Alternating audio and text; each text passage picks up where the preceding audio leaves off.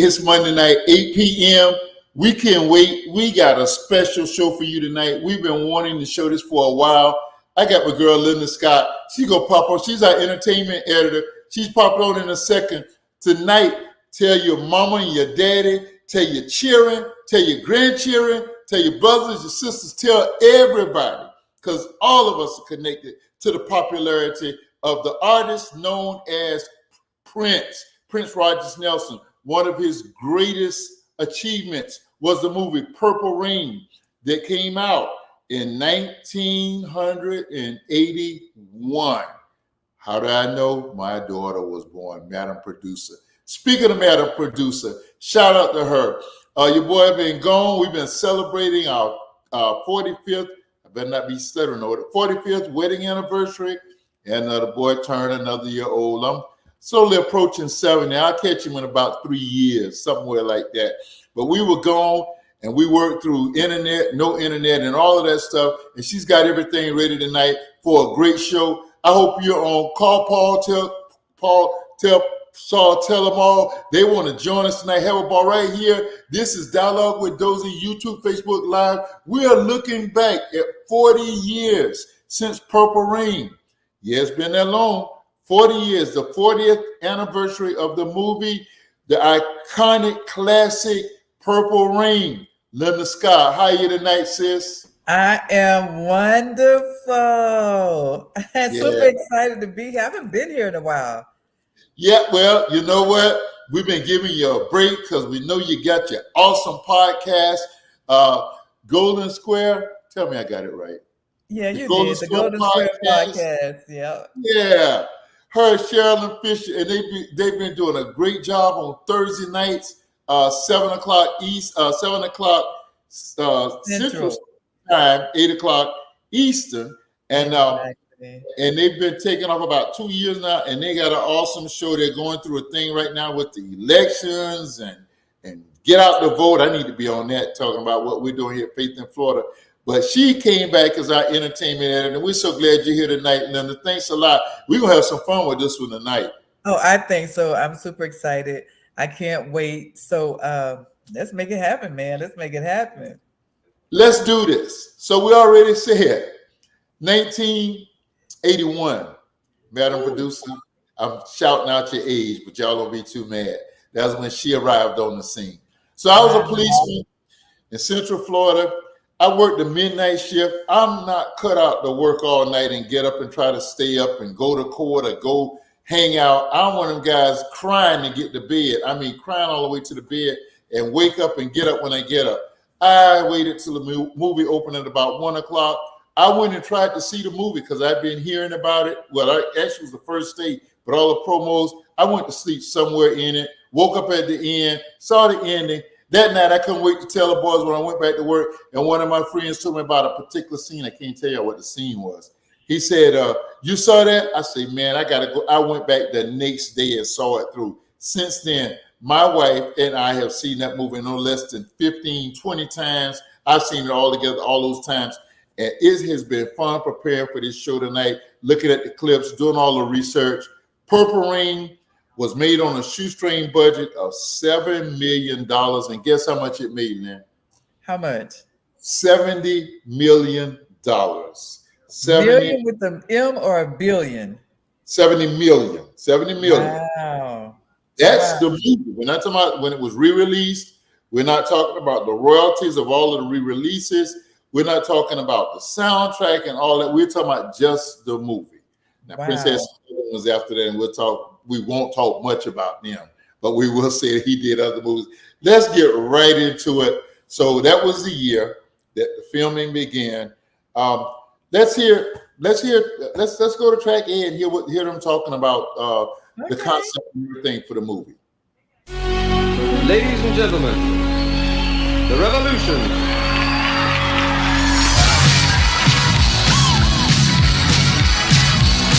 Prince wanted a story based on his career. We said go. It was about creating a reality that an audience would respond to. Purple Rain is the pinnacle of the whole Prince and the Revolution experience. Nobody gave us 2 shots in hell to pull this off. Some people thought it was just a glorified music video. They were wrong. It was a great movie. People realized that there was something special going on. The whole experience was over the top. So you saw Wendy. Okay, Lisa. I got it. Yeah, that's so crazy. Yeah, you saw Wendy, you saw Lisa. They were, and you saw Doctor, who was the keyboardist. They were the original members of the Revolution. Exactly. And when we talk about where are they now, we'll talk about that shortly near the end. But they were the ones you saw, and those two were the creators, Anthony Yerkovich and the other guy. I don't want to mess up his name. You'll see it a little later. And let's hear Mr. Morris E. Day talk about how the movie came together and how it attracted the actors that it did. That's over in track B. Let's hear him talk about that. And Prince comes up and he's like, "We're going to do a movie." Okay. I'd never done a movie before, so he next thing you know, he's got us going to doing stupid shit in my book, like going to dance classes and going to acting lessons and all of this stuff, and it still didn't seem like it was going to be a reality necessarily because we were just doing all this stuff, but then it started to come together. Then all of a sudden a director comes to town and the script shows up and it's starting to look like we're really going to do this. And so it to me, people ask me, did I know? I'm like, that was one of the most honest or innocent efforts because we didn't, in my opinion, we didn't know what we were doing. We were just the director showed us the script. He sat me and Jerome down, and line for line, we went through the script, and he said, "Okay, this is what the script says. What would you guys say?" And so we basically rewrote all of our parts, and next thing you know, we're shooting a movie. So, Linda, But listen, okay, go ahead, Doc. So I was just going to say, first of all, back in that point, we were just kind of hearing a Prince. Maybe I was sheltered, so maybe you had heard more. We just heard he was this little dirty guy. He was real short.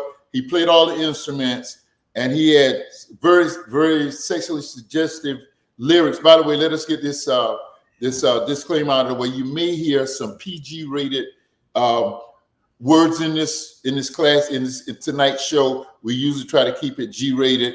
A lot of stuff that we normally would have shown, we opted not to because this is a G-rated family show, Facebook, YouTube Live.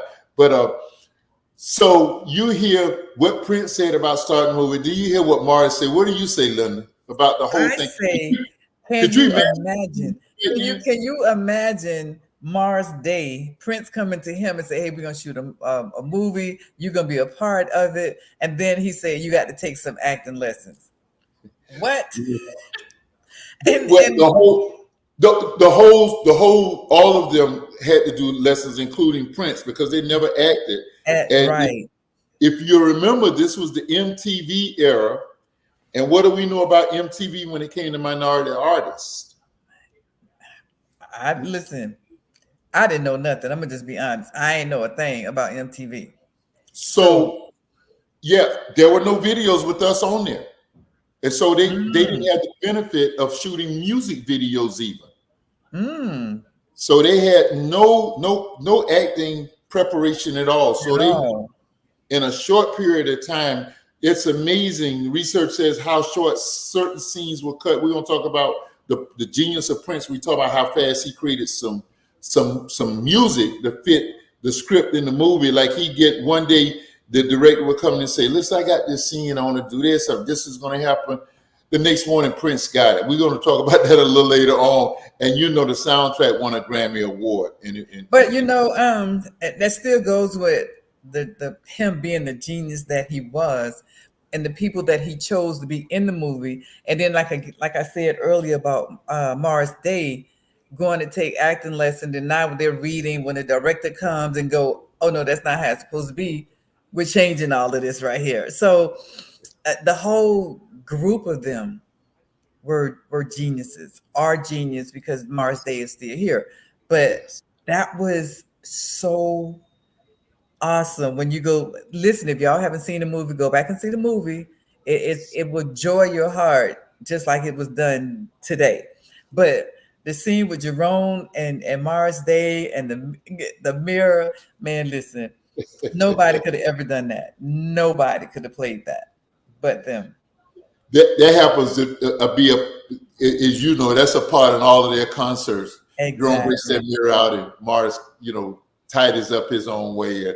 We're going to have one of the iconic scenes from that movie. We're going to show that not too long. It is absolutely hilarious. But I thought it was. It reminded me of James Brown.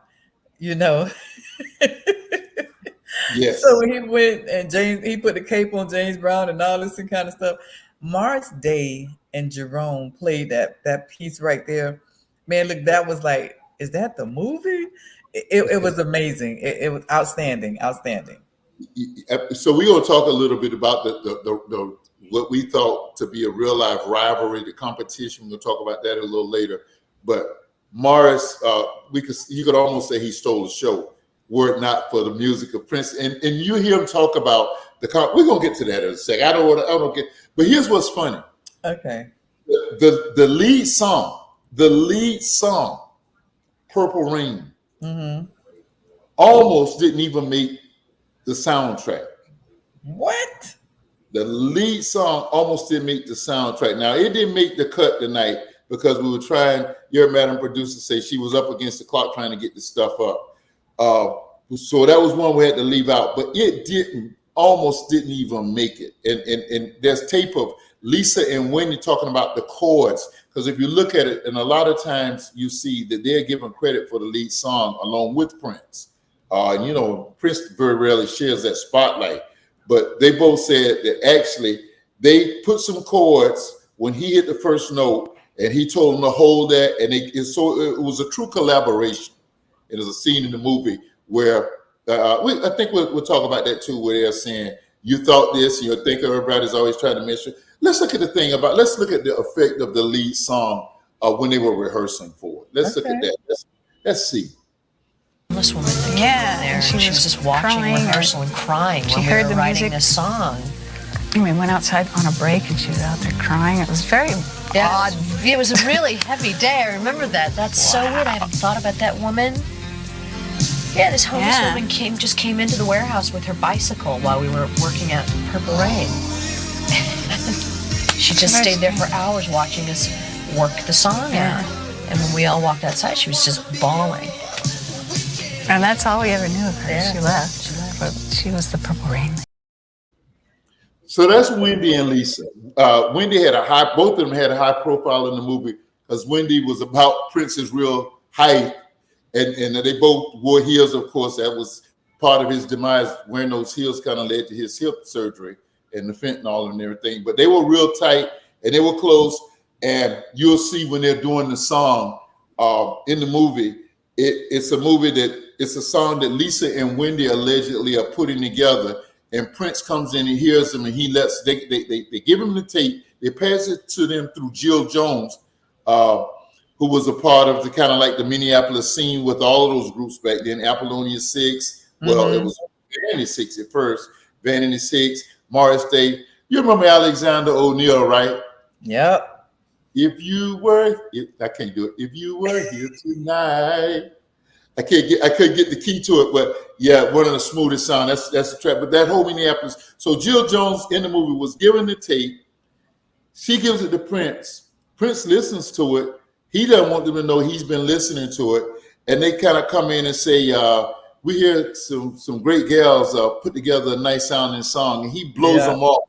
And when he breaks it down in the movie at the end, it's just, oh man, it's such a touching and powerful scene. What they were saying is that while they were rehearsing the song, the unhoused lady who would bring her bike in the studio where they were working out, I guess, while she was working or whatever she was doing, and she heard them playing it, and she walked out, and they went out on a break, and she was out there crying, just absolutely bawling because of the kind of, can I say, spiritual nature of that song? The lyrics that was singing in that song was, it did, well, all of them had a message, a real message in all of them. So I can imagine somebody probably was going through something, passed by and heard the song and go,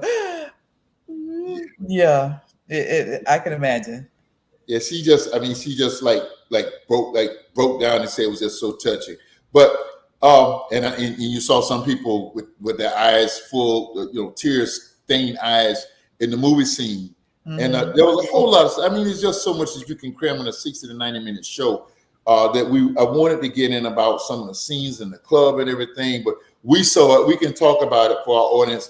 Max says it was a live collaboration. Indeed, it was. Indeed, it was. It was.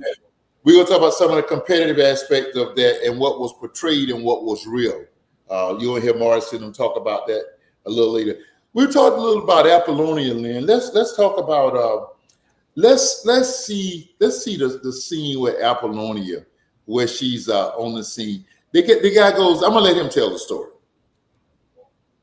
Wisely said, is there anything you can shoot in these next couple of days, And I said, well, I don't want to shoot any dialogue, but if you get me a helicopter, we can shoot all of the motorcycle shots.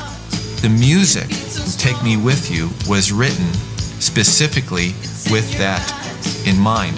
That wasn't part of the 100 songs that he had given me originally.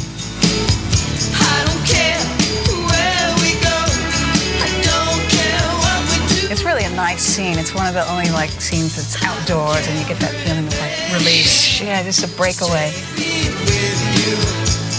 I think the temperature was about 68, 69. It was gorgeous, beautiful autumn day.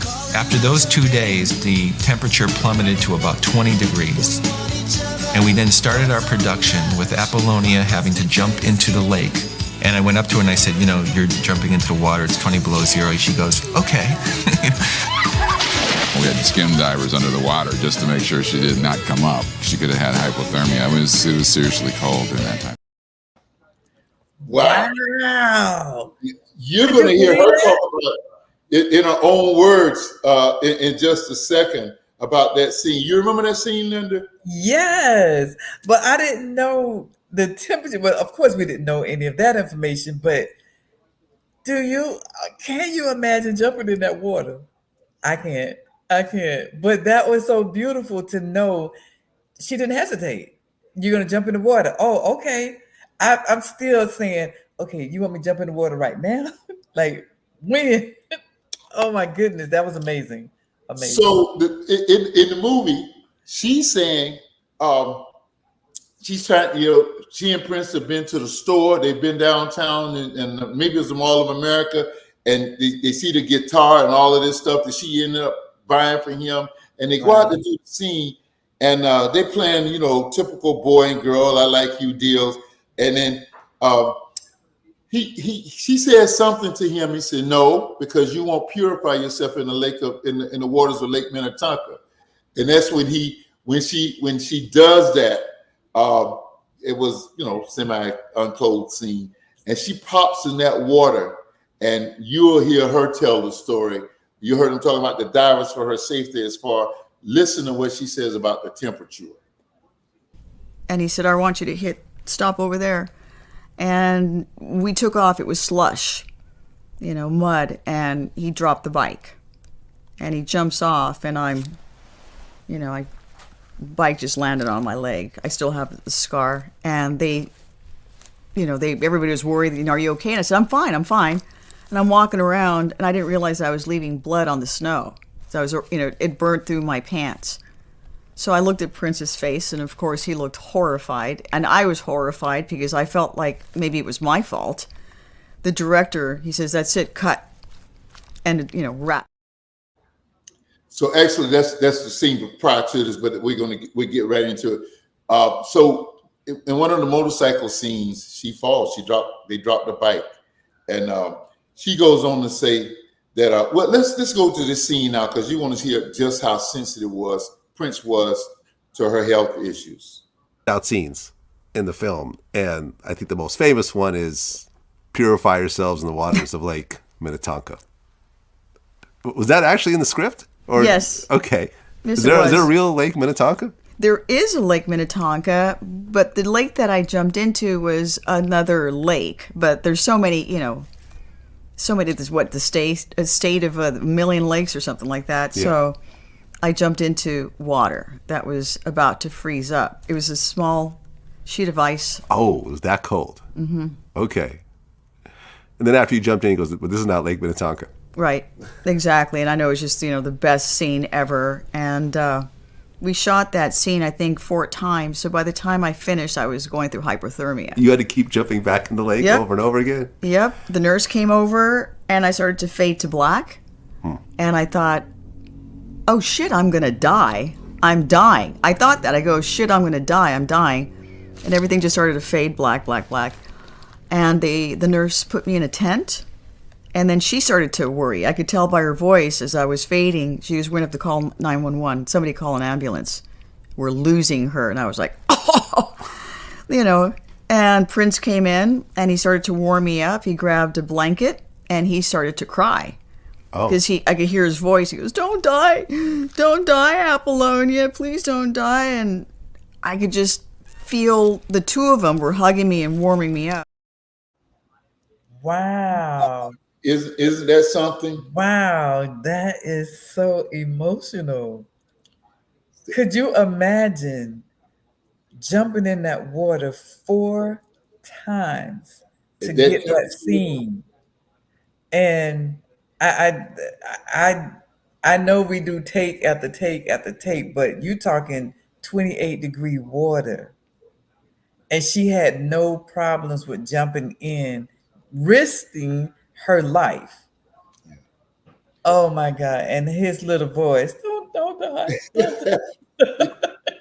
Yeah, that was I mean, so she she's not trying to be explicit, but she's just telling graphically how that effect had on her body. We wouldn't show it on the program tonight, but you never know what goes behind the scenes of a movie. That's why I'm just a fanatic for, YouTube has opened the doors to a lot of that stuff. Yeah. And she talks about the effect that it had on her body. And Prince just genuinely, like, don't die, Apollonia. Don't die. You got too much bass in your voice. Don't die. Don't die. That was pretty. So there's a backstory to how Apollonia got into the movie. It was Vanity Sixes, the singing group was Vanity Six. So the Minneapolis Sound consisted of Prince, The Time, Alexander O'Neal, and Alexander Six, and there was another girls group that I can't think of the name of it. But those were the key players, and all those were money makers for Prince. Now, if you go back and look at some of their album covers, if you still can find those things, those dinosaurs, you'll see in a lot of the words in a lot of those. The writer credit goes to a guy by the name of Jamie Starr. Guess who he was? Who was he? Prince Rogers Nelson. He wrote, produced, he did all of those himself. And he was the writer for most of those music, for most of the sounds. On some of Mars' Day in the Times album, Mars wrote some of the songs. But you'll see the song, the credit goes to Jamie Starr for most of them. And so he and Vanity had whatever fallen out. So Apollonia pops on the scene amongst many who rehearses for the part in the movie, and so she gets the music deal too. She gets the music deal, and she'll go on and Morris will talk. It won't make it on our program tonight, but they talk about how Prince was an entrepreneur, and most business people, just like you remember the fame war he had with Warner Brothers when he had Slave and he became the artist and just wanted to get out of his deal. Well, he had that kind of control with his artists, and Morris basically said, "Hey, I ain't mad at him." Apollonia said, "She's not." Let's look at the next clip. I think he talks about the salary. She's going to talk about the salary that she got out of this. $30,000 for the the whole film. And I thought, I'm rich. I am rich. I could buy my mom a house. I could buy my Porsche, my home, everything. Right. $30,000, 6 weeks, $5,000 a week. Well, did you ultimately get royalties from the film or no? Yes. Okay, so very little. Wow. Now listen, 1981, $30,000 was a lot of money. Yeah. It was a lot of money. She probably could have bought her mama a house, bought that Porsche. She could have done all those things. Maybe. But that still was a lot of money back there in that time. Yeah, it was. And when you hear her, her whole backstory, how she ascended to the role and how it opened doors for her. She had a if you remember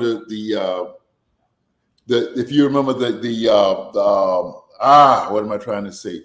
The soap opera, what did they call those nighttime soap operas? Dallas and all of them guys. Whatever they call them. So she got them. I don't remember her in the if you ever remember looking at Falcon Crest, remember Lorenzo Lamas? Right. She was Lorenzo Lamas's girlfriend. Yes, she was. She was. She and was. then she got the part of wasn't she in A Low Down Dirty Shame as well? No, that was actually Vanity.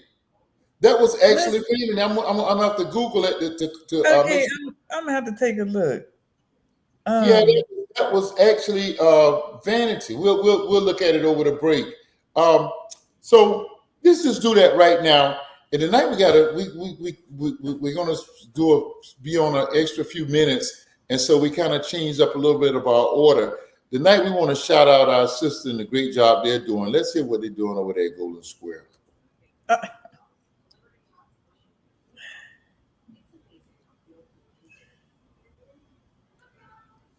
Okay.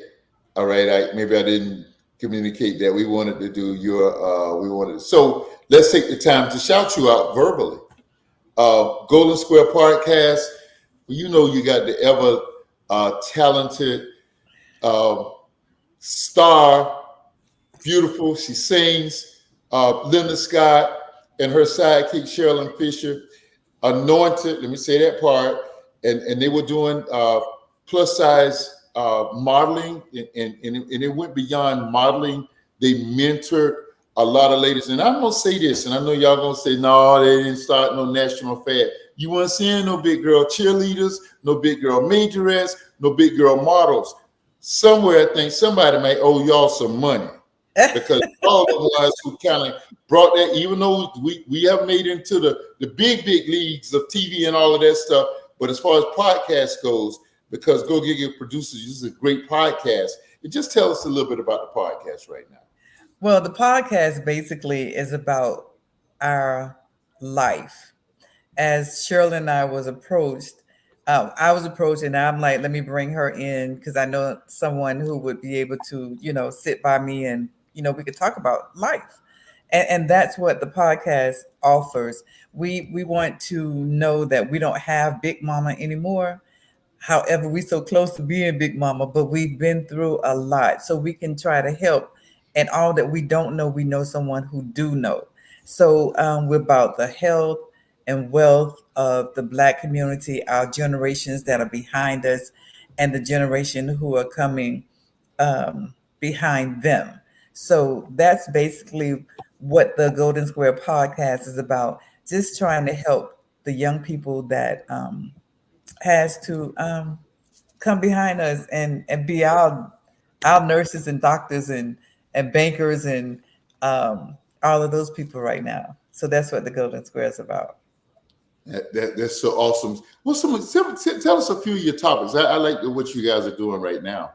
Okay, so right now and next Thursday we'll have Fred Teller back on because of the political arena that we're in, that the world is in right now. We're educating our people the importance of not just voting for a president, but all the other people underneath that, and that's where we're headed. We actually took a class so that we'll be able to register people to vote. So we don't want to just be sitting behind the camera saying, okay, this is what we do, but we do what we say we're intended to do.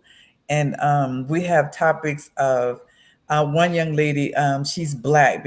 She's pretty for a black, dark-skinned girl. She's pretty for a dark-skinned girl.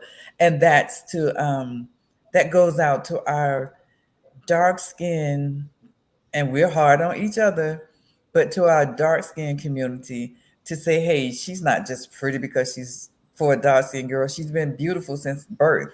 She has confidence. She has all of that she could do. She's educated. All of those top, things that goes on with our color bearers. We talk about health. You were on one time. We were talking about prostate cancer for the men, and that particular subject, that topic just ran through. Everybody wanted to, hey, well, better get my man to go. You better go get him to get tested. And it was so much wealth of education that you gave the men about prostate cancer. We've done the colon cancer. I actually just had my colon done on Friday. Thank God everything is good. No polyps, no cancer in sight, no nothing. I am clean. So those are the topics that we talk about, and we constantly talk about it. Here's a topic that we talk about that Black people don't want to talk about, and that's death. Having that insurance, having that policy ready, having all that stuff ready, because the day is coming. We just don't know when. So what do we take our family through? So those are some of the topics that we talk about on the Golden Square podcast. Thanks, Lynn. That's just a snapshot. And what I'm impressed, I do voter education and registration in the state of Florida, and I educate because we got a national election. And not only I heard you talk about down ballot, particularly here in this state right now. Yeah, we're not just about looking at that presidential election. We're looking at these U.S. Senate races. Senators, yes. We got one here, and of course, there's one. There's one particular party that pushes voter suppression, and Right. so in order to make that happen, they are touting supervisor of election offices, attorney Yes. general, and all of those. So we are doing education to people to let them know it's beyond the two presidential candidates. So I'm Right. so glad you said that, and thank you for just shouting out what you all do.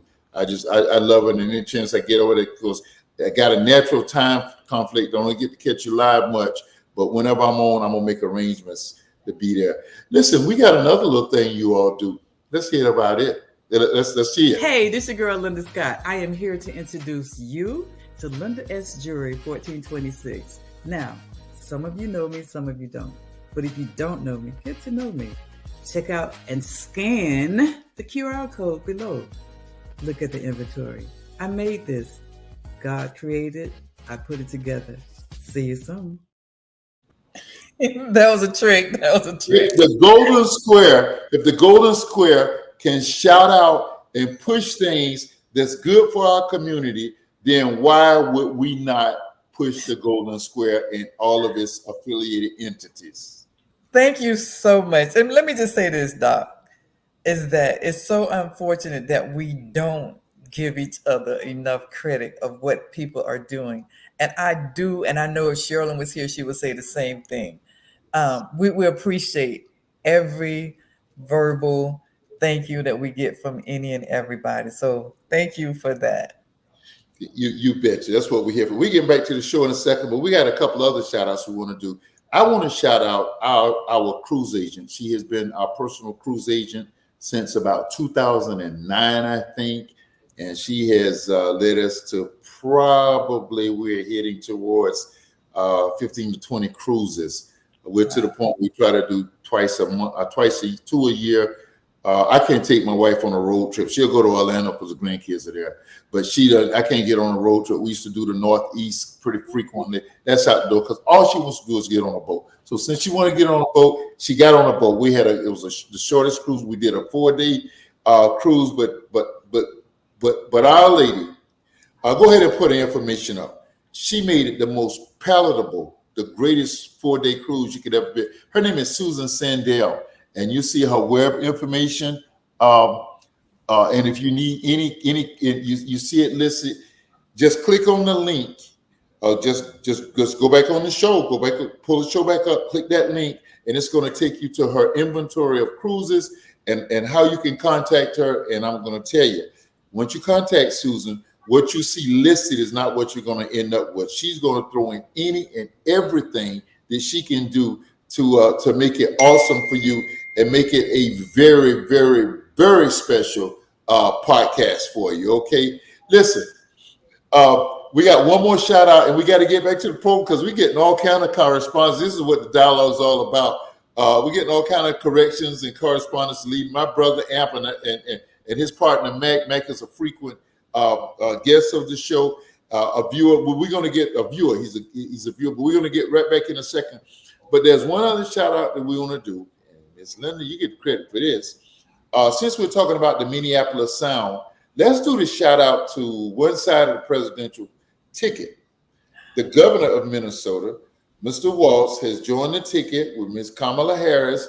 And I'm so glad somebody came out with a t-shirt that had that comma on it and had the law behind it, because even I know how to pronounce it now correctly. I wasn't trying to purposely mispronounce it like this orange guy.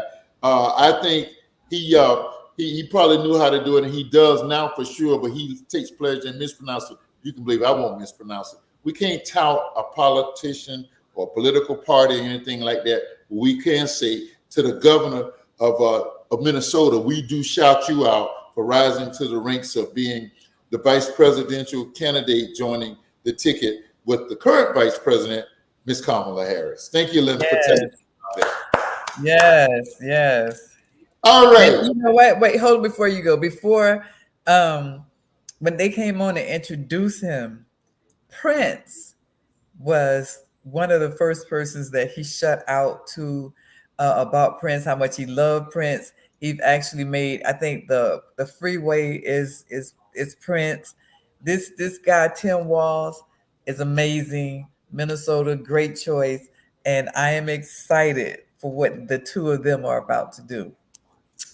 Yeah, just a little side. When I was with ministry up in the Midwest, outside of Chicago, I became, I'm an NBA fan like you are, and I could never get over to Chicago to see Bulls tickets because Michael was playing then. Yeah. So my next choice, I didn't remember that Milwaukee was just another hour and a half from Chicago.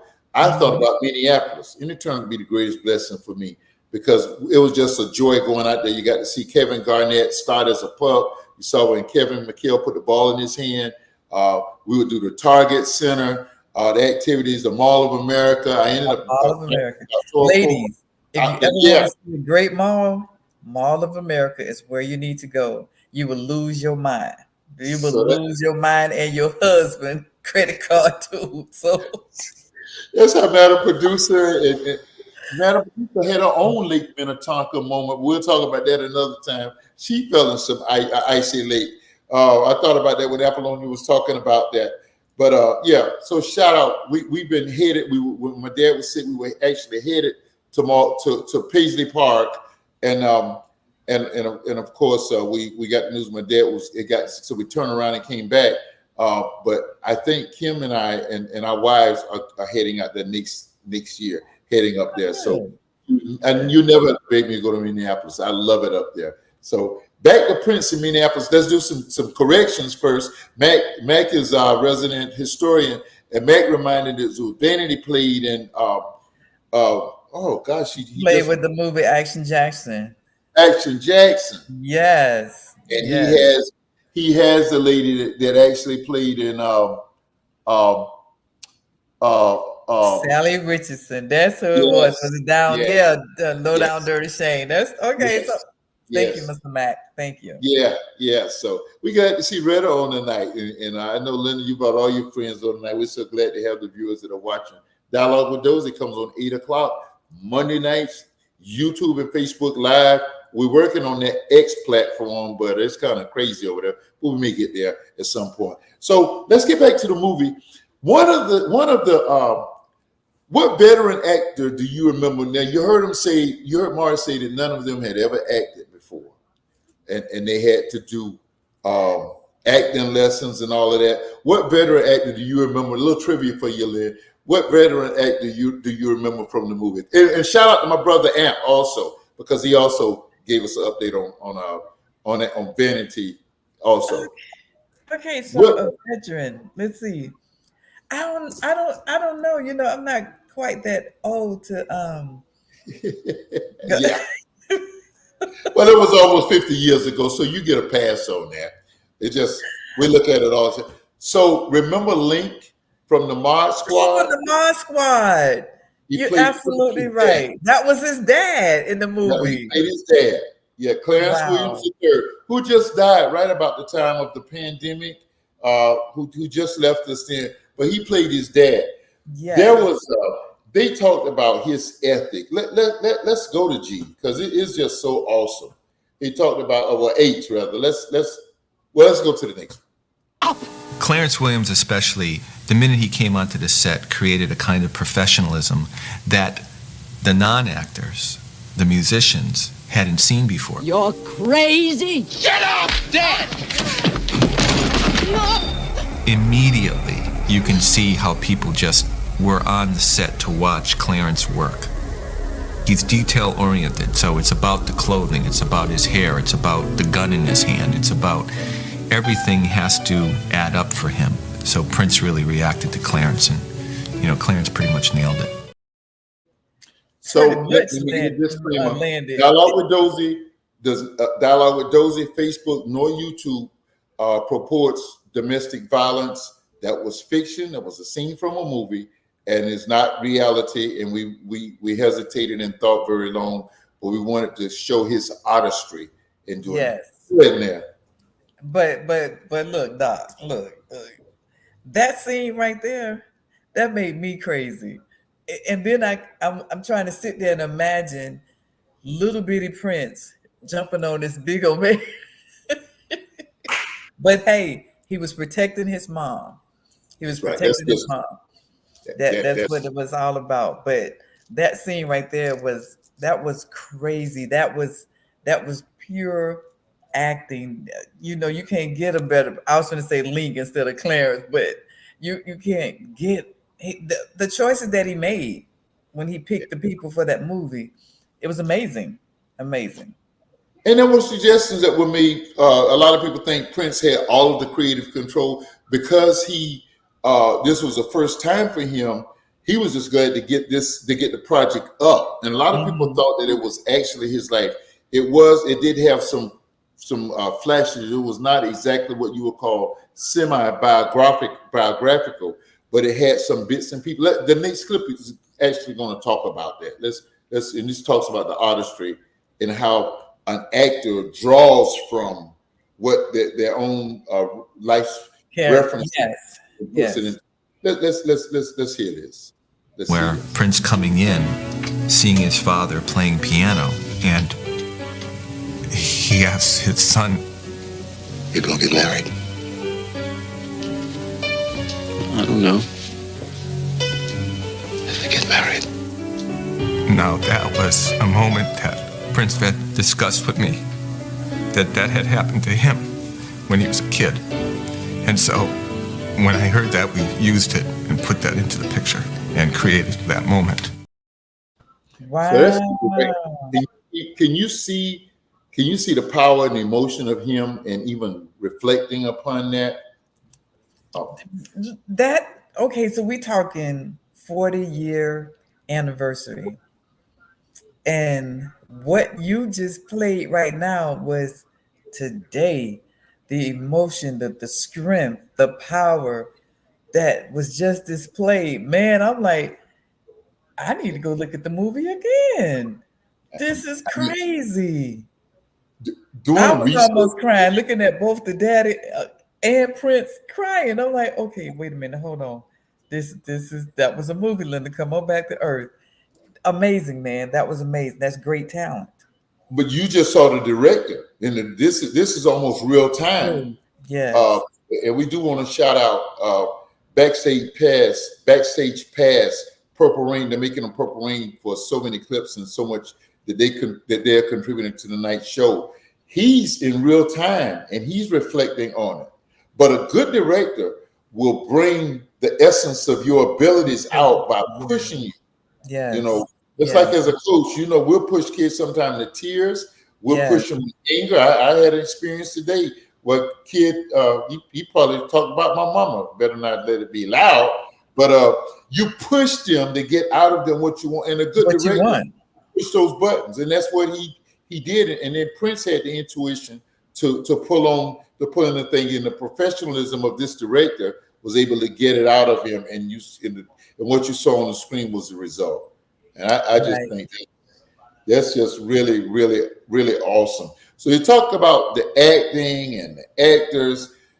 There was a lot of stuff.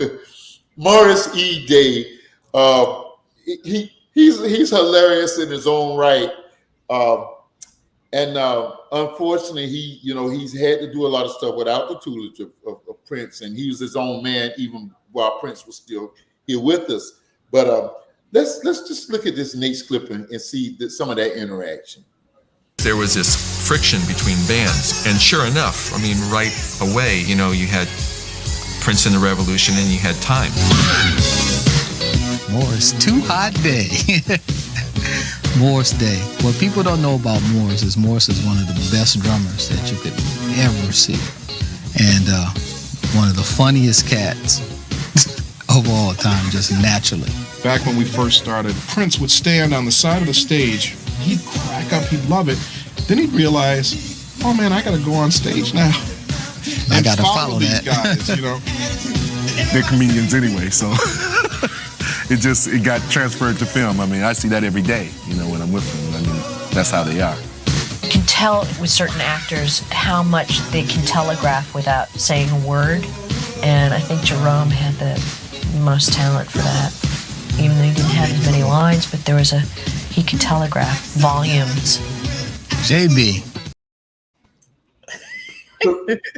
So that was a taste of it. But this scene, did you have something you want to say before we see this fun? No, let's see the next one. I know you could wait. This is one of the funniest scenes of any movie.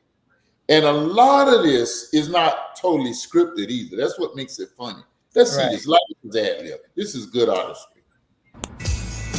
Girl has expensive taste. I wonder if she could sing. As fine as she is, she doesn't have to know how to sing. No, that's right. Hey, watch it, man. I want you to stay out of set tonight. I want you to work the floor. What for? I want to know when that sweet thing shows up, you see her, come get me, cool? Cool, I'll come get you, let you know the girl's there. Not if I'm with my other babes, that wouldn't be cool. I don't want to break their hearts. So we ought to have like a signal. A password. Okay, what's the password? You got it. Got what? The password. Password is what? Exactly.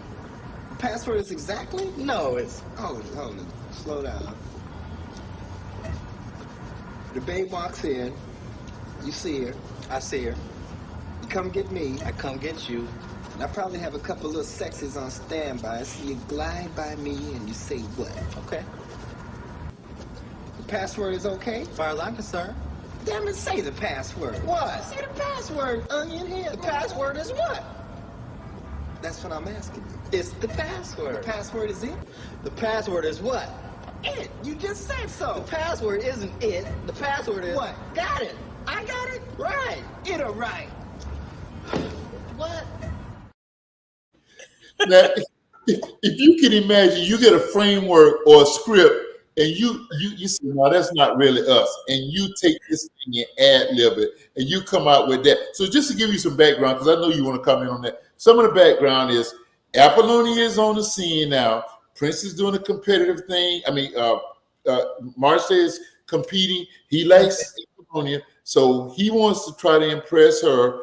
You know he's going to have to deal with Prince at some point because she's the one who introduced her on the scene. And so he's telling Jerome, you're not on the set, you're not on stage tonight. I want you to be here to help set me up, hook me up with Apollonia. Right. And then in the shoe pouch, Shine Paul, I think, and they're trying to come up with a signal, a cool signal, because Morrissey's Days thing was all about cool. Got that song, COOL. This whole thing was about cool. So he's got this thing where he's trying to hit Morris Day, Jerome, how to inform him that she's there to see her, and they just take it over from there. And it's great to see how what was the password? What? What is the password? The password isn't what? No, it's what the password. That's it. It's on your head. So that was really funny. That was it. And you heard of course you can't play everything. Yeah, man, that's hilarious, man. That's hilarious. So ironically, Jimmy Jam and Terry Lewis had gotten kicked out of the time just before the movie was made. Yeah. They got kicked out of the movie, out of the time, and they were kicked out. And that was the control that Prince had over all of those bands that kind of came up that he and stuff like and produced. So they had gone down to Atlanta to produce the SOS band, a project that they had. Yeah. Prince out there. All the money and the royalties is going to be about Prince. Yeah. And so Morris kicked them out, but they still kind of stayed tight. And that Jam gave a lot of information on that and said, a lot of people talk about the rivalry between. Let's hear him say it in his own words. He can do it better than that. Rivalry there in real life. That whole Minneapolis struggle of who's the funkiest, who's the baddest. We would all battle one another for the same work. So, you go out one week and you get your butt tore up, and then you have to go rehearse and come back the next week and try to make amends. That's the way it was back then in Minneapolis. Very competitive. I got 3 acts. I don't need 4. So that means one of y'all have got to go. I mean, what would you do in my position? That's Billy Sparks, the club, the supposed club owner, and so Morris talks about he. In fact, we're going to hear him in a second, but he talks about the competition, and he said, really, off stage there was none of that, and that's in the movie. That was where it was, dramatized. Right. But off stage, he said, but just like Linda, face it. You're going to try to outdo Dialogue with Dozie on Thursday nights, and I don't have a problem with it because that means Monday I got to bring the heat. We're produced by the same go-getter team, but we just want to be best and we want to be good, and that's what they were about. And all it does, it biblically says iron sharpens iron, and that's and you're so correct with that. And it's not. I don't even think that I could say on Thursday, okay, we got to beat Dozie, but on Thursday I can say, man, listen, those of them killed it on Monday. So we got to have that energy to stick by them so that we can stay right by them and get side by side. That's the energy that I would take from that. Instead, do I want to be better than Dozie? But I want to be better than Dozie. Yeah. All right. That's the password. I want to be. yeah, I got you. I like that. So that's what that was clarified. They clarified that because a lot of people just was not sure that they thought that was the actual tension. Of course, that whole competitive thing kind of culminates in the movie with Morris has got Apollonia on the bike, and he gets Prince drives up in his bike and pulls. She's with Apollonia. With Morris Day. Prince, kicks him. Literally kicks him to the curb, and he's laying down there talking about all his clothes and all messed up. This movie has everything. It has music. It has humor. The dramatic script. It's just kind of unfortunate. We're going to talk about that in a second. That it didn't just kind of propel on from there. But that was a great movie. Let's hear Morris Day talk about the competition that everybody thought there was. In real life, really happened on stage. I mean, we weren't that competitive off stage, but as far as performing was, we were. So I think that the movie hits on that a little bit. But I had to live with, everybody thought that was so real. So everybody, especially a lot of girls come up, you're so mean to Prince in the movie. I'm like, it was a damn movie. So that's great. That's great acting in it for non-acting. Right. For people who don't and had not ever acted before, he displayed that energy that said that he was really mean. But he was mean to Prince in the movie. Yeah, he was. It just, I don't know what he did his job. I don't know what he said. I really would have expected him to say, well, yeah, that was a little competition. We might have bumped up for the same girl, or Prince was a tremendous basketball player. Yeah, we did kind of bump it on the basketball courts. But no, he said no, that was none at all. And then we don't have the clip there of him talking about the salary. He let you know he made no money off of that compared to what and say they had a laugh about it. He said, hey Cassandra. Okay, go ahead. I'm sorry. Yeah, no. He respected him because of that. So yeah. It's so much to this movie. We can actually be here all night breaking it down, and we still gonna miss quite a bit. And to know that this was Prince's first movie, it was everybody in there but Clarence, and he led because the energy that he gave out. They said just what you just said. Okay, well, we got to do it like this to bring it and make it look real. And they did that. That movie it will always be a classic. It would never die. Whenever it come on, any and everybody, our children today will see that movie and go, oh, I kind of like that. So my favorite song is Party to Like It's 1999. For me, that has something else in my heart for that one. But it's an amazing movie. I mean, you can't take anything from it. There's nothing that you can say, but Morris Day was really mean to Prince. That's all you can say. But it was a good mean. We adults now, we understand the movie, as he just said, it was just a movie. It's a movie, man. It was a movie. Let's see, Cassandra saying, my mom loved this movie. Tevin Campbell was great too. Now, Tevin didn't make this one. This was probably when he was still just a little lad. It was Sign of the Times, I think he was in.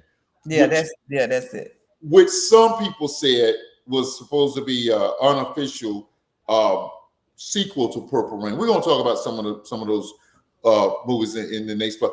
We gotta shout out our sponsor right now. We gotta shout out Go Giga on our way out the door. We got about 10-15 more minutes with you, but here who makes us all look good. We're finna go.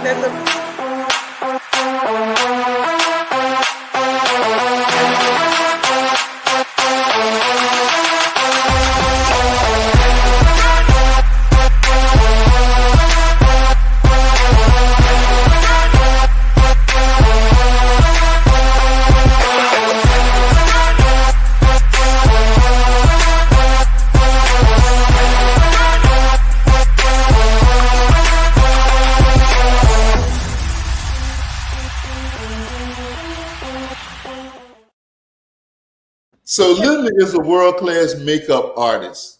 You can't make me up to look no better. But I tell you what, that team over there at Go Giga, and I'm going to shout out, that's my oldest daughter, Latoya and Markia, and that awesome team they got over there. Yes. They make this broadcast. Look at Golden Square, how good, how professional Thursday night. That's what they'll do for you. Web building, podcasting, whatever. Yes, everything. Pull this. They make our guests feel at home. I'm a shout out because I got to, and I have to every time I part my lips. One of my guests came on a couple weeks ago and came back and said, "Oh my God, I felt like I was at a real theater. I was in the back room. I was like, where you were." That's what our producer does. So if you need a good producer, you know where to go. She's amazing. She's amazing. I don't see how she do it, but I'm glad she do because I couldn't. So everybody, if you want a great producer, Toya, that's my niece. That's my niece. Bye. That joker sitting right there.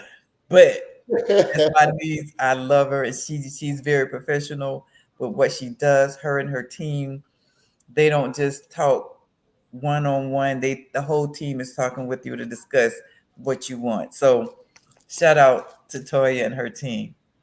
Awesome work. We're so glad about it. We're gonna be getting out of here shortly. I purposely, Prince didn't do it. You know, Prince was normally a shy person. He kind of come out of his shell as far as the media in intervals.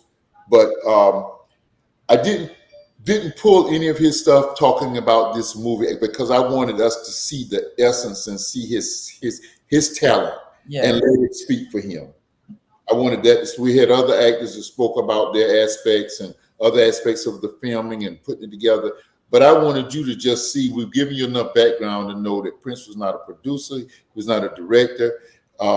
He just had a concept and laid out that concept and took the concept and put it in the hands of professionals and worked as a team with all of his boyhood friends. Yes. And this is the result of it. I know all y'all gonna go back now and try to find Purple Rain. You can see it on YouTube, but they might hit you for a penny or two. But you're gonna look at that because it was about. We talked about the music. Let's look at one aspect of the music, and let's look at his artistry and how he conceptualized to pull a song. And he did that for most of the scenes. But one of the songs, let's hear the producer, the director, talk about this.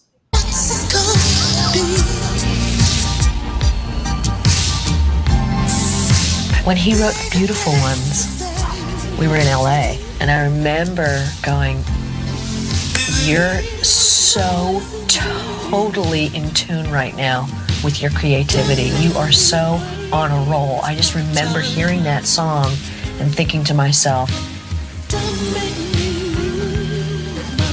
God, you're so good. You are so good at this. Every song he writes, he's dealing from an emotional core. Yeah, and you know what? Dozie, listen, when he was singing that, baby, I said he was singing to me, y'all. Oh man, you know, I believe that. Oh no, it's actually let's see, let's play. If O is the next one, let's pull that up. Let's pull it up, and we'll see how they pull it together. Montage. And I needed a song for that. I called Prince up and I said, I need a new song. And I said, this is about your father, about your relationship with your father and your mother. It's about loss, redemption, salvation. It's about the themes that we're talking about in this picture. He said, okay. And the next morning, I get a phone call from him. And he goes, okay, I got 2 songs for you. Dig, if you will, the picture of you and I engaged in a kiss. There's not too many artists who you could say, well, look, we really need a first single, Prince. We need it to be a big hit in both urban and pop radio. And all these other songs in the movie work great, but they're not a great first single. He says, okay. And then he gives us Dove's Cry. So then Prince calls me and says, you like the song? And I go, yeah. And he goes, will you back me? Because now they're telling me I have to add more instruments and, I have to essentially make it a real song. And I'm going, no, I'll back you. This is the song. So that's the song that you hear is the one he developed and created. That's how When Doves Cry got made. Doves Cry turned out to be #1 in every chart. We had it out 10 weeks before the movie, so we had this #1 record for a long time before the film came out. I mean, can you hear? Did you hear how When Doves Cry was conceived? Yeah, and it was out before the movie. They had a long version of the video. And let me reiterate for everybody who joined us a little late. MTV did not feature Black artists. And finally, somebody got the door open by saying, if you don't play Jackson, he is coming off of your label. And that's how they opened the door. And that's how so it just gives to the genius of Prince to conceive of a movie, put it together in his mind, and then do all of the preparation to make it happen. And to hear that this song was out before them, there was like a 10. I think the long version of that is like 10 minutes. It would make it. Madam Producer and I used to look at music videos. They would come on NBC from like 10 to midnight on Friday nights. Can you believe that? The MTV and VHS was the one that really started playing our videos, and BET. That's how it really got, because they were on, but the music videos and the preaching series is what really brought it. But when the break over to MTV, they had a long version of this, and then they just had a radio version of it. And this is where Prince, you really got to see him act. But he was doing a lot of this stuff already on stage, you know? He was already doing this. Prince was a beautiful man. Can you imagine somebody gives you a concept and you come out with a masterpiece song like that? Wow. Overnight. To the song. I never understood the song. Oh, she said, my mom used to cry to this song. I never understood the song until I gotten older. That's amazing. That's why I said every song had a message to it, and the message was so beautiful. Dig, if you will. This picture. So Cassandra wrote that. And Cassandra, correct me if I'm wrong.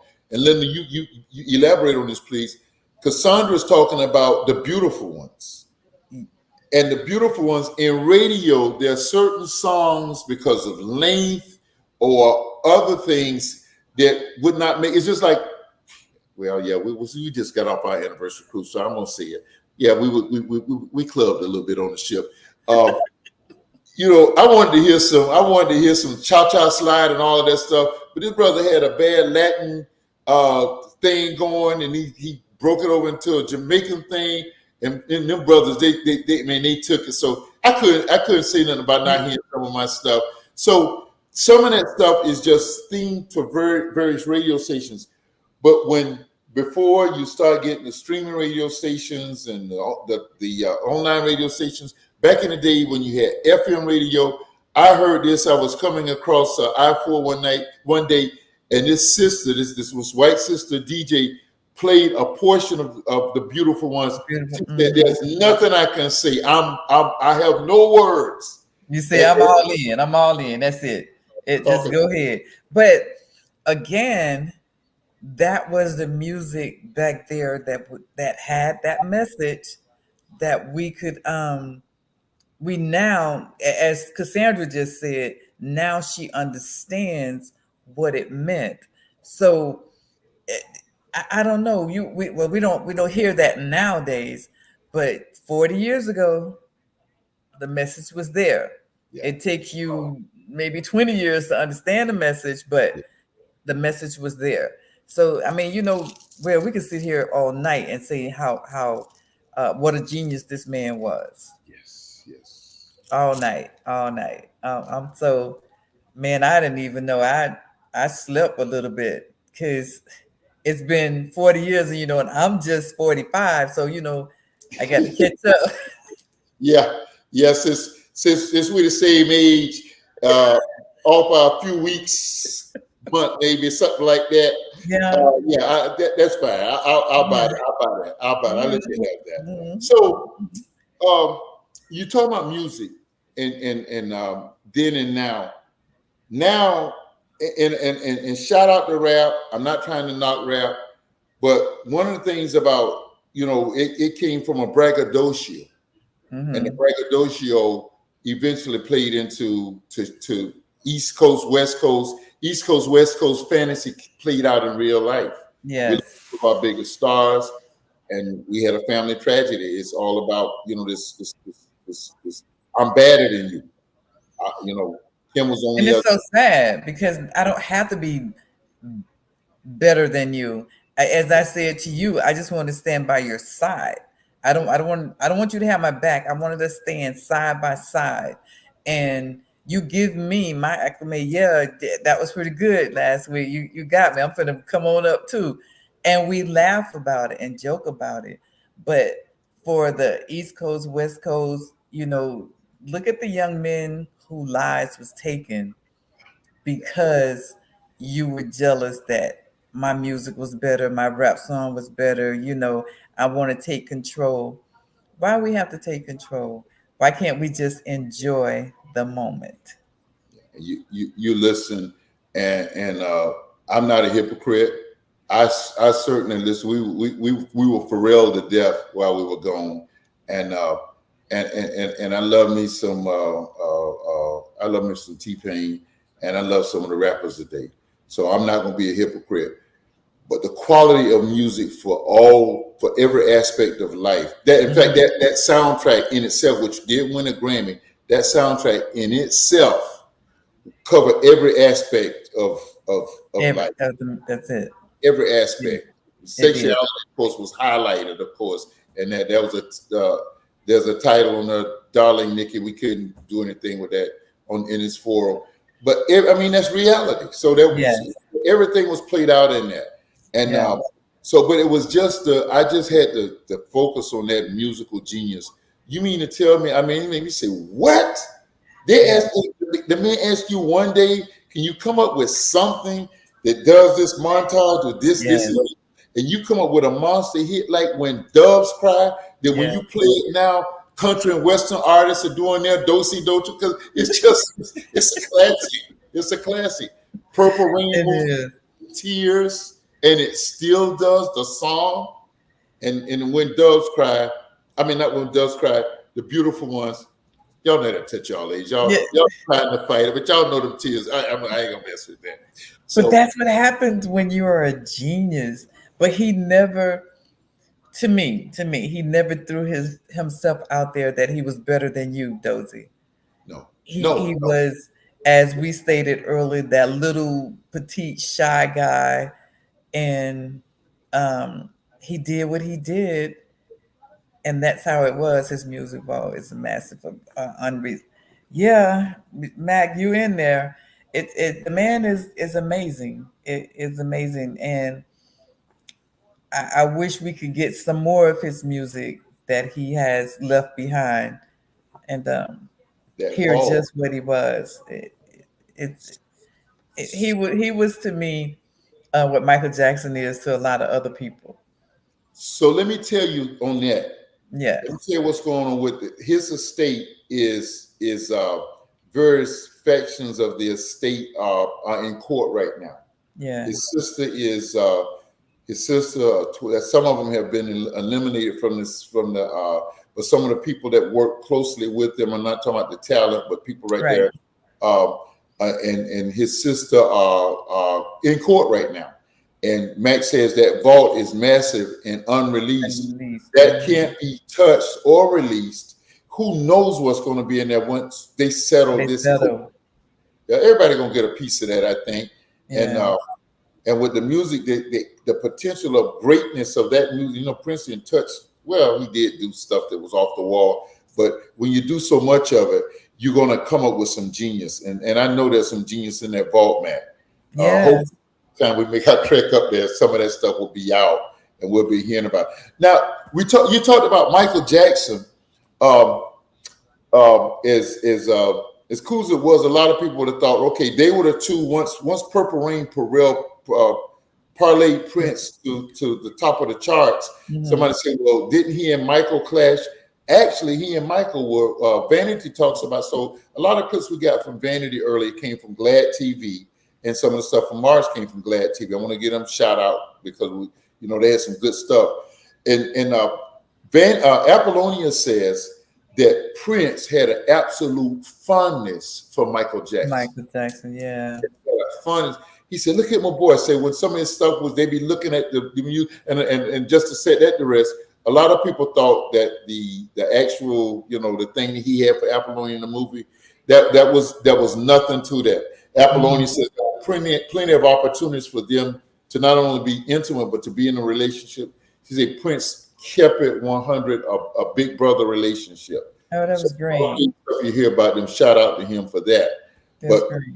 Yeah, she says that he had fondness. Now we've all heard in his own words talk about he was supposed to have played the part in the Bad video that Wesley Snipes had, and Prince had some trepidation. He said, "Wait a minute, this line, your butt is mine." He said, "What butt you talking about?" So supposedly they kept him out of the video, but it really he was tight with Michael, and they had talked about collaboration, and unfortunately, you know, both of them are gone. Yeah, we didn't get to that.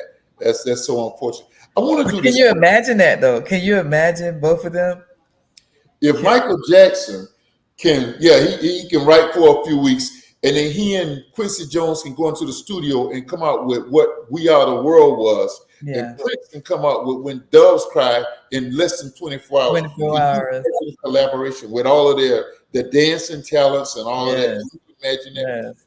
Now, what I want to do is, before we get out of here, we got a few more minutes.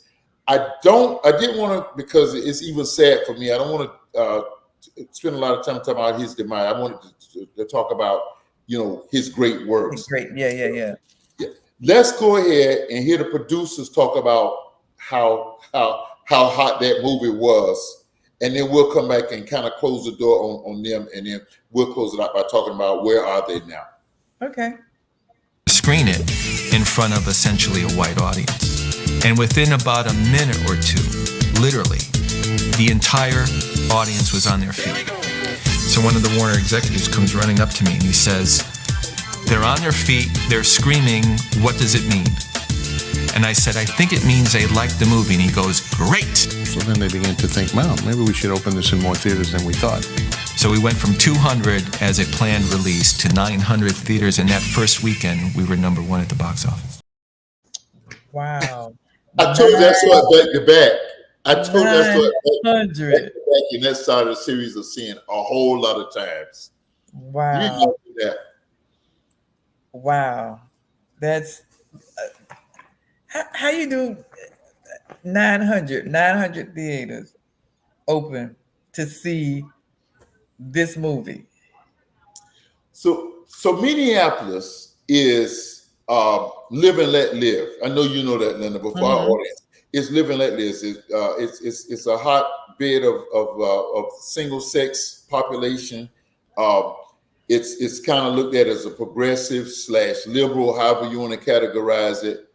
And some of us just kind of like people just, hey man, we don't linger on the barriers or the things that divide us or that are different about us. We gravitate to the things that are common about us. Right. That's why I was when George Floyd happened, it's utterly sad in the midst of a pandemic. When all of that happened, and you know, Black Lives Matter caught it a lot. But what was really refreshing was to see all those marches. They were like 80% not black or dark colored people. Exactly. That's it. And that's even right there in Minneapolis. So Minneapolis always had that. So when he says it was fed to a white audience, Minneapolis was like this. Hey man, we know we black, we know you white, but music is good music. You know, I don't care where it comes from. Exactly. And so they fed it to this white audience, and they like say, hey man, you know, in their own way, they say this is a hit. Well, you know the brothers was gonna love it, right? So when he said they were screaming, what does that mean? That mean they like it? Yes. Yeah. So Purple Rain goes on to make $70 million a surprise hit, and those are the kind of things you like. Wow. Unfortunately, Under the Cherry Moon, and it was all right. It was filmed in black and white, and it basically was he and Jerome were kind of like the things in that, but it was a bizarre script. Mm-hmm. And then they followed up by Sign of the Times. And Sign of the Times was more of a real music video. They had a side plot, and it was not well written. Yeah. Enough to hold it together. So the films didn't make it. Morris Day, of course, went on to do other stuff in entertainment beyond his music, and so. But I want to just do this thing about where are they now, and I'll start with your girl Jill Jones. Jill was the blonde waitress in the movie. Okay.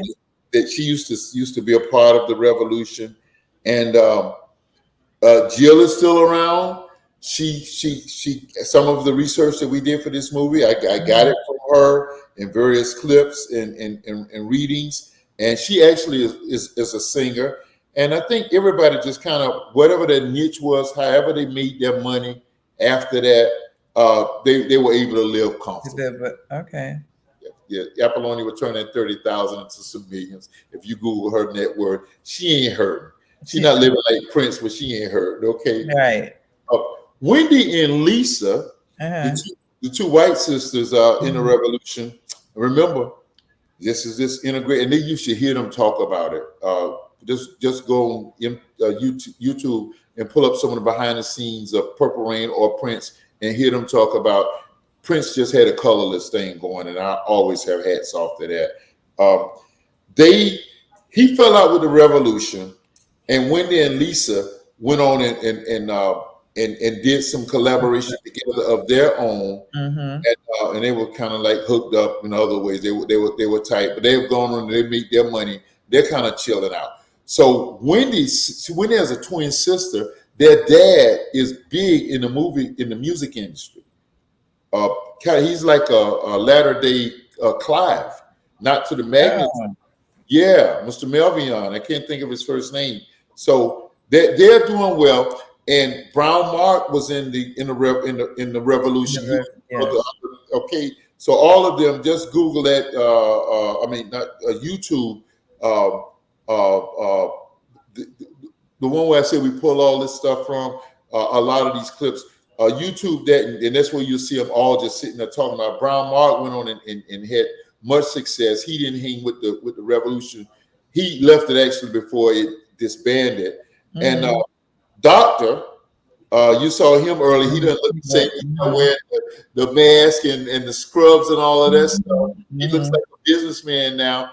He was actually a dancer, and he choreographed a lot. He did the choreography for a lot of what you saw in Purple Rain, if you can imagine. Really? That. Yeah, we did cut the scenes where they were talking about how they had to shoot 4 and 6 and music. MTV people, people who made music videos, learn how they use the camera work and the angles. Right. They had to shoot some things 4 and 5 times and make it as much as they could. Right. So it was a lot of stuff that went into. So right now, the revolution, and Matt, who was the drummer, you see, the taller, distinguished talking guy, he kind of left before they kind of disbanded. So all of them have now come together to celebrate 40 years of Purple Rain, and they're doing some things up in the city, in the Twin Cities now. So wow. Yeah, I don't know if you could get some online tickets to see it, online, or you have to catch it afterwards, or you could, somebody who actually wants to go there. I don't think you have the kind of lead singers that could carry it, but of course the time is kind of going on their own way. But whenever you see Morris's trademark, the time name, so whenever you see it, you'll see he and Morris, Jerome. Yeah, Sandra just said, because Sandra just said, wow, there is a lot. There's a lot behind the scene, behind this movie right here that nobody would never know. Yeah, so and who do you think the second villain in the movie was? The second villain. Who was the second villain? I don't know. I told them too young. Yeah, I know. We go through that all the time. Yeah. So the second villain actually was Apollonia. And she had kind of a peripheral role, but Morris was throughout, and everybody said, well, Morris sold the show. But, you know, those kind of decisions are made before the movie is, you know, put together with financial Yes. and all of that. But I yeah, you can you think believe that? I did I would have never said her. She is the second billing in the movie. If you look at the credits that is coming on, that's how you see that. And she was the second billing, and she made $30,000. Yeah. So, like you said, it was a much more valuable back then. But yeah, so Apollonia is still, she's kind of living off of her money, doing bit pieces. She's doing a little producing now, and Morrison, the time, you know, we talked about them, and unfortunately we lost Prince in 2016, we lost him. So there's a lot of the one person that I've always wanted to, and not just preparing for this show, that I always wanted to know where he is now, and that's Billy Sparks, who was the club owner. Because that scene that we played, that was one of the iconic scenes in the movie. Right. So where is he? Did you? Nobody can find it. Nobody knows, huh? No, you can't Wikipedia him or anything. So, wow. He's somewhere looking at the podcast tonight. Hey, Billy. yeah, that's right. Billy, let us know what you're doing, man, so we can come right. on our podcast and talk about you. Linda, we're gonna wrap it up. Go Giga has been so gracious to us tonight and work with us and think what has been. And this was fun putting it together. And shout out to my wife. Well, a lot of stuff I did while she was asleep, but I did a lot of work with the research and stuff and the clips and stuff like that, making this happen. And this is one of those shows that I knew would be fun, and that's why we don't want to half do it. It's been scheduled for a couple of times, but shout out to Go Giga that they helped us put it together for the night. And shout out to you, Linda. It couldn't be the same without you. No, shout out to you for letting me be here. What can I say? That's what we're supposed to do. Well, I tell you who the shout out goes to, our viewers. Those who take from you, and thank you for appealing to them. And from our regulars, and for those who just joined in today. Listen, guys, this has been a great show. Tell your friends about it. They can segment it up. They can listen to it while they're riding in the car or while they're cleaning the house. This is a great show, and what we're hoping is that it will make everybody want to go back and revisit and look at Purple Rain. Purple rain, purple rain. Only come on now. You dancing in the purple rain. I can't get that high note, but yeah, it was awesome. And he went on to do the American Music Awards. The version of it on there, he did on several things. It was off the chain. Linda, parting words. Final word is, I am super excited to know that you all were here with us, and hopefully and prayerfully that we gave you some information that you can go back and revisit the Purple Rain. And remember, God loves you. Good night. So, I mean, what can you say after that but this? Music, artistry, acting, all of those things are intergenerational. They have no time limit, no expiration date. I still like me some Nat King Cole, as well as some Wheezy. Listen, don't relegate any artist to their time period or to their genre or to their generation. Appreciate the art for the good art that it is. It's been so much fun doing this tonight. It couldn't have been this fun without my sister Linda Scott. Oh man. Awesome work. Thank you. Go Thank you. And I'm here for you anytime. You already know that. Just pick up the phone. 15 minutes before showtime. I got you. Yes, it is. That's how we used to do it back in the day. I said, I can't get her like that now because she got her own thing going on. Tell us about your show again tonight. Our show Thursday night, Mr. Fred Teller telling us the importance of voting, not only for the president, but for everything underneath it. So we look forward to seeing you Thursday at 7 p.m. Central Time, the Golden Square Podcast. And we're going to see you again next Monday night, 8 p.m. No more reruns, no more missed nights. We're back in the saddle next Monday night, 8 p.m. Eastern Standard Time, YouTube and Facebook Live. And we coming at your ex. Dialogue with Dozie. We out. Good night.